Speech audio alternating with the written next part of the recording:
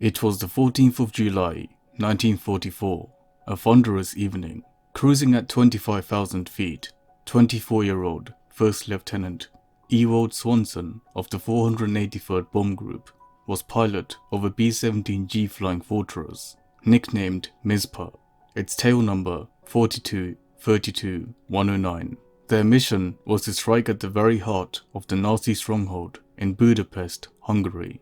The formation consisted of 60 flying fortresses, and as they entered Hungary, they were bombarded by relentless curtains of thick flak. Explosions erupted all around Mizpah, shredding the tail section and punching holes into the battle-worn wings. Nonetheless, the B-17 formation presses through the initial flak bombardment and heads inbound towards their main target, the Ferencváros railroad yards. This was one of the most heavily defended and strategically vital targets of the late war, critical for the movement of troops, equipment and oil, keeping the German war machine alive. Now, just seconds away from the target, Bombardier 2nd Lieutenant Kenneth Dudley lines up the Sperry bombsight and successfully releases their bombs. All of a sudden, chaos erupts. A Flak 88 round lands square on the nose of Mizpah. The nose explodes, vaporizing the bombardier and the navigator, whilst covering the front of the fortress in blood. The nose peels off above the aircraft, and shrapnel from the cockpit ricochets throughout the cabin, piercing wing gunner Sergeant Wesley Tucker in the chest. The inside temperature plummets to a freezing -30 degrees. Due to the extreme damage, the center of gravity shifts to the tail, causing the fortress to pitch up into a vertical. They were mere seconds away from stalling out and entering a death spiral. Astonishingly, First Lieutenant Ewald Swanson, despite no longer having a cockpit, regains control of the battered B-17 and re-enters the formation. The crew of a nearby B-17, nicknamed Yvonne, couldn't believe what they were seeing. A blood-soaked B-17 without a nose pulls up alongside them in one of the most haunting sights of the war. Mizpah was strangely flying as if nothing had happened. What was happening inside the B-17 was even more impressive.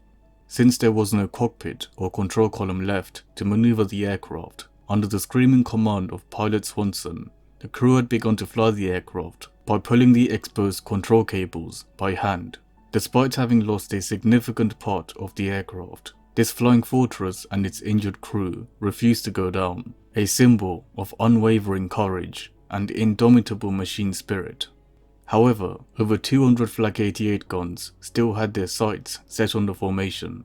Suddenly, another explosion rattles the B-17. A flak barrage destroys their number 2 engine as the fortress begins to lose power and airspeed. With the nose blown off and an engine gone, Mizpah and her crew, through sheer determination and will, kept the aircraft airborne. However, the effects of drag from all the damage received was increasing by the second. Mizpah had fallen far behind the formation by now. For a perilous 10 minutes, the crew battled the control cables to get as far away from the hornet's nest as possible. Now, over Dunaveks, Hungary, pilot Ewald Swanson informed his crew to immediately bail out whilst he held it steady. 7 crew members successfully bail out of the aircraft. Swanson could no longer tame the crippled fortress on his own. Immediately, the B-17 pitches up, trapping Swanson inside the fuselage. He grabs the parachute and keeps it close to him, waiting for the B-17 to stall out. As the fortress comes to a standstill, Swanson takes the opportunity to jump out of the front, but just as he does, his chute catches the torn metal of the cockpit, ripping through the fabric with brutal force. This was a blessing in disguise, however, as if the fabric hadn't torn, he would have gone down with the ship, pinned by centrifugal forces. Swanson is violently flung back, narrowly missing the tail section of the B-17. The young pilot momentarily passes out, whilst falling out the sky from 20,000 feet. When he opened his eyes, he was seconds away from hitting the ground. First Lieutenant Ewald Swanson immediately opens his parachute, but notices that it had sustained significant damage. The chute was not slowing him down enough for a safe landing. The landing was going to be brutal, one that he was unlikely to walk away from or even survive. By sheer luck, on the way down, he spots what he believed to be an enemy POW camp in the middle of a dense forest. Swanson positions himself on top of the trees by the camp, hoping it would break his fall. Several seconds later, he crashes into the dense treetop. First Lieutenant Swanson suffers a broken left leg alongside deep tissue cuts from the tree branches. Against all odds, he survives the landing. The German medics of the POW camp quickly spot Swanson's body in the brush and recover him. They administer life-saving first aid to the young pilot, who has at this point stared death in the face and kept going. In fact, to his amazement, he finds out that the entire crew of his B-17 had survived. His crew were captured nearby, only to meet up at the same camp their pilot had somehow ended up at. A happy accident, as they put it.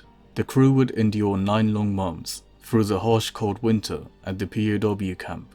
On the 30th of April 1945, US troops would liberate the crew of Mizpah. The war for these young men had finally come to an end. The 8 survivors would return home to the USA that night. Ewald Swanson's bravery that day would earn him the prestigious rank of Lieutenant Colonel before his retirement from the United States Air Force.